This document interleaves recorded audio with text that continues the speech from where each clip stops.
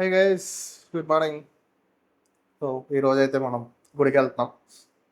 ఎక్కడికంటే విజయవాడ కనకదుర్గమ్మ తల్లి టెంపుల్కి, ఇంకా మోపిదేవి శ్రీ సుబ్రహ్మణ్య స్వామి టెంపుల్కి.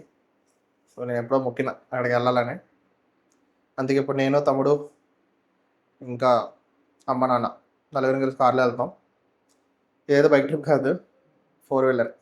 సో మీకు చూపిస్తాను ఎలా ఎలా వెళ్ళాలి, ఏంటి, ఎంత టైం పట్టుద్ది, అండ్ అక్కడ సిచ్యువేషన్స్ ఎలా ఉన్నాయి ఏంటి అనేసి. సో లేట్ చేయకుండా అయితే తొందరగా స్టార్ట్ అయిపోదాం.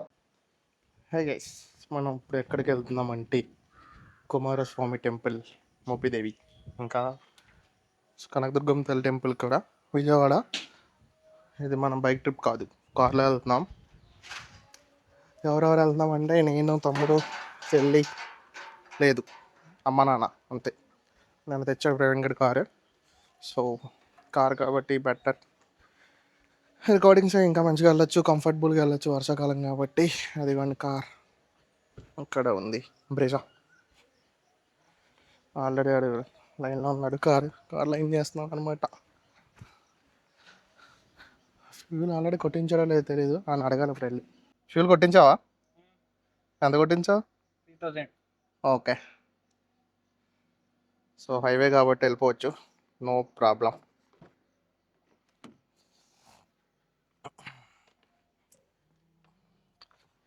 ఓ కార్ ఎక్కేసాం, చలో. మమ్మీ డాడీ యాజ్ యూజువల్గా వెళ్ళాలి. Unnecessary things like door close చేయడం, డిప్పిగాడికి అన్నం పెట్టడం అన్నీ చేస్తున్నారు అనమాట. ఇదిగా ఇడే మా తమ్ముడు. Hi guys. మా మమ్మీ డాడీ చాలా అథెంటిక్గా రెడీ అయ్యారు, చూడండి. పంచి కట్టారు, రామ్రాజ్ బనియన్లు మరియు పంచెలు. మనం ప్రజెంట్ ఎక్కడ ఉన్నామంటే విజయవాడ హైదరాబాద్ బైపాస్ మీద ఉన్నాం అనమాట. మా తమ్ముడికి పాపం రూట్ తెలియదంట, డైరెక్ట్గా స్ట్రైట్గా ఎక్కిచ్చేసాడు హైవే. ఆడ దెబ్బకి మాకు 10 కిలోమీటర్లు బొక్క. Some times happens. కాకపోతే ఈడితే ఎప్పుడూ అవుతూనే ఉంటుంది. ఇప్పుడు అన్ని పెడతాయండి. డిస్కస్టింగ్. కానీ డ్రోన్ తెచ్చుంటే బాగుండేది అనుకుంటున్నా. నిన్న డ్రోన్ ఫ్లై చేద్దామంటే స్ట్రాంగ్ విండ్స్ అనేది ఓకే వార్నింగ్స్ ఇచ్చింది. అందుకే ఇంకా భయం వేసి వెనక్కి తెచ్చేసా, ఉన్న డ్రోన్ పోగొట్టుకోవడం ఎందుకని. విజయవాడ శ్రీ కనకదుర్గం తల్లి టెంపుల్ ఇంకా 16 కిలోమీటర్లు ఉంది. ఇంకా చూడండి, ఇక్కడ మ్యాప్లో కనిపిస్తుందా, 16 కిలోమీటర్స్. ప్రస్తుతానికి అయితే టిఫిన్లో అయితే ఏం అవ్వలేదు.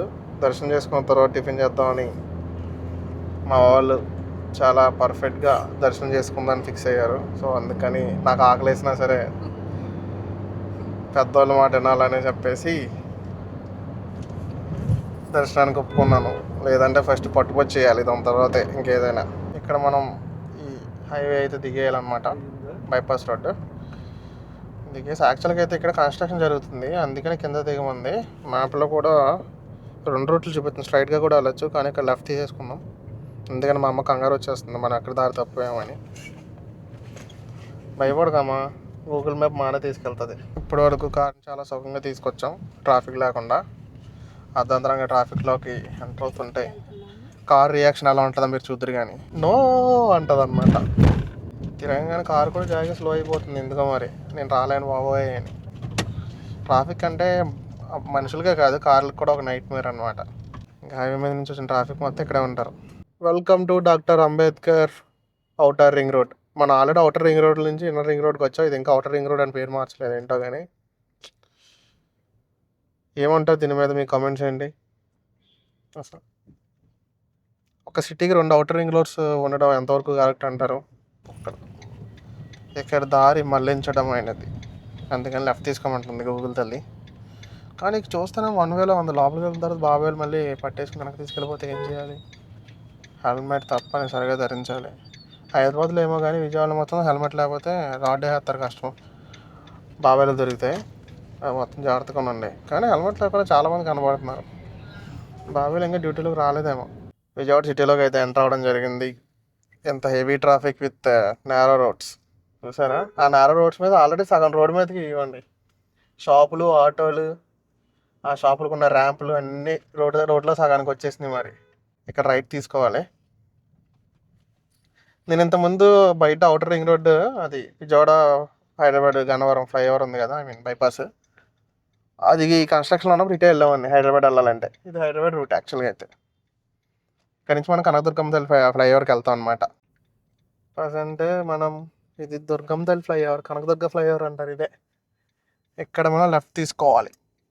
ఇక్కడ నుంచి భవానీ ఐలాండ్ అంట, మరి అది ఎలా వెళ్ళాలో తెలియదు. ఐ థింక్ ఇటు ఇక్కడ బోటింగ్ ప్లేస్ ఏదో ఉంది రైట్ సైడ్, దేర్ అక్కడ ఆర్చ్ ఉంది కదా, అటే వెళ్ళాలేమో. వెల్కమ్ టు ఏపీ టూరిజం, అదిగోండి అక్కడ ఉంది ఇంద్రకీలాద్రి. హైదరాబాద్ నుంచి వచ్చినప్పుడు ఈ ఫ్లైఓవర్ కూడా వాడేవాళ్ళం అప్పుడప్పుడు. ఈ ఫ్లైఓవర్ మీద నుంచి కూడా వచ్చా ఒక 2-3 సార్లు. పైన ఉంది కదా అది ఫ్లైఓవర్, కనిపిస్తుందా? సో ఇంకా 3 కిలోమీటర్స్ ఉంది టెంపుల్ దగ్గరికి. ప్రస్తుతానికి అయితే టైం 8:42 అవుతుంది. అంటే మేము స్టార్ట్ అయ్యింది 7:30కి, అంటే 140 కిలోమీటర్స్ వస్తుంది మా ఇంటి దగ్గర నుంచి. ఆల్మోస్ట్ 1:20 నిమిషాలు పట్టినట్టుంది రావడానికి. లెట్స్ సీ దర్శనానికి ఎంత టైం పడుతుందో. కెమెరాస్ అయితే లోపలికి అలౌ చేయరు కాబట్టి కార్ దిగేసిన తర్వాత సైలెంట్గా కార్లో పెట్టేయాలండి. మళ్ళీ రిటర్న్ స్టార్ట్ అయినప్పుడు, మోపిదేవి స్టార్ట్ అయినప్పుడు రికార్డింగ్ ఆన్ చేద్దాం. అక్కడ మనం మాట్లాడుకుందాం టెంపుల్లో ఎలా ఉంటాయి రూల్స్ అండ్ రెగ్యులేషన్స్, ఎలా దర్శనం చేసుకోవాలి, టికెట్స్ ఏంటి, అవన్నీ చూపిస్తాం మీకు. చూపించడం కుదరదు, చెప్పాలి. అదిగో చెప్పాను, విజయవాడ బాబాయ్లు వెరీ స్ట్రిక్ట్ అని దొరికే రావడం. పొద్దున్న ఫైన్ బాగుతారు. ఇప్పుడు ఫస్ట్ క్లాస్ పైకి వాళ్ళకి ఎరా హెల్మెట్ ఏదిరా అని.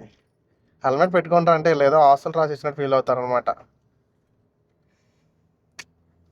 ఎప్పుడు మారుతారో ఏంటో మన Indian riders. Not every one, some one. Go left.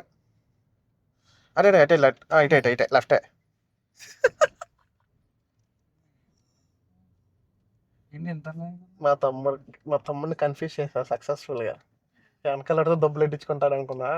పాపం ఈ టైం బాగుంది, వెనకాల ఎవరు రాలా, వచ్చండి గట్టిగా పెట్టారు వీరికి. లైన్ అయితే అబ్బో అక్కడ ఎంత ఉందో. ఐ థింక్ దేనికోసమైనా ఆగినట్టున్నారు, అంటే టోల్ ఏమైనా తీసుకుంటారేమో. చూడాలి ఏమైందో ఏంటో మరి. ఈ హాస్టల్ పాకెట్ 3కి ఛార్జింగ్ ఎక్స్టెండర్ అంటూ ఏమి ఉండదు, అందుకని పవర్ బ్యాంక్ క్యారీ చేస్తున్నా. సో టైప్-Cతో డైరెక్ట్గా కనెక్ట్ చేసేయచ్చు మన దానికి. వెనకాల ఒక పోర్ట్ ఉంటుంది, పవర్ బ్యాంక్ కనెక్ట్ చేసి కూడా మనం వీడియో రికార్డ్ చేయొచ్చు. అది చాలా అడ్వాంటేజ్ ఇందులో. దాన్ని ఒకవేళ మనం క్రియేటర్ కాంబో తీసుకుంటే అందులో ఒక ఎక్స్టెండెడ్ బ్యాటరీ వస్తుంది. దానికోసం మనం ఇంకొక 20,000 ఎక్స్ట్రా స్పెండ్ చేయాలనుకోవట్లేదు, ఎందుకంటే నా దగ్గర ఆల్రెడీ మైక్ ఉంది. సో అందుకని దాన్ని కొనలే అప్పుడు. ఇది నాకు ఆల్మోస్ట్ 39,000 పడింది. ఇప్పుడు సేల్లో ఏమైనా తగ్గిపోతుందని టెన్షన్ పడ్డా, కానీ కాదు, 37,000 38,000 ఉంది. Still it is good deal అని చెప్పొచ్చు. ఎవరికన్నా ఇంట్రెస్ట్ ఉంటే కొనుక్కోవచ్చు. వ్లాగింగ్ అంటే లైక్ మోటో వ్లాగింగ్ కాదు, ఇలా సినిమాటిక్ షార్ట్స్ తీయాలన్నా, లేదంటే నడుచుకుంటూ వ్లాగ్ చేయాలన్నా వీటికి చాలా అడ్వాంటేజ్ ఇది. నైట్ విజన్ ఏదైతే ఉంటుందో ఇందులో, అంటే నైట్ మోడ్ చాలా బాగుంటుంది డీజేలో. వాటి బాగా డెవలప్ చేశాను అనమాట. మీకు నైట్ టైం కూడా షార్ట్స్ బాగా వస్తాయి. ఏమైనా తెలియదు, ఇప్పుడు దాకా కార్స్ అయితే వెళ్ళినాయి, ఇప్పుడు సడన్గా ఆపేశారు. వీడు ఎవడో చూడండి సడన్గా వచ్చారు మధ్యలో. చాలా common sense, manners less fellow. పైకి అయితే వెళ్ళడానికి లేదు ప్రస్తుతానికి, అది కూడా కనిపిస్తుందా? ప్రస్తుతానికి అయితే అక్కడ వెళ్ళడానికి ఎలా చేయట్లేదు, ట్రాఫిక్ ఉంటుంది. అన్నీ మూసుకొని మనం ఇప్పుడు స్టెప్స్ ఎక్కి వెళ్ళాలన్నమాట. స్టెప్స్ ఎక్కాలంటే ఆల్మోస్ట్ 6 స్టేర్స్ ఉంటుంది. అక్కడ చూడండి ఫార్వర్డ్ అక్కడ కనిపిస్తుంది కదా, అది వెహికల్ పార్కింగ్ చేయడం అయితే జరిగింది. సో రష్ అయితే చాలా ఎక్కువ ఉంది, ట్రాఫిక్ కూడా ఎక్కువ ఉంది. బయట రోడ్డు మీద పరిస్థితి చూస్తే మాత్రం లోపల చాలా ఎక్కువ భక్తులు ఉన్నారని అనుకున్నాను నేనైతే ప్రస్తుతానికి. ఇదైతే వ్యాలిడ్ పార్కింగ్, ఇదిగోండి ఫీజు అయితే కలెక్ట్ చేస్తారు. వచ్చారు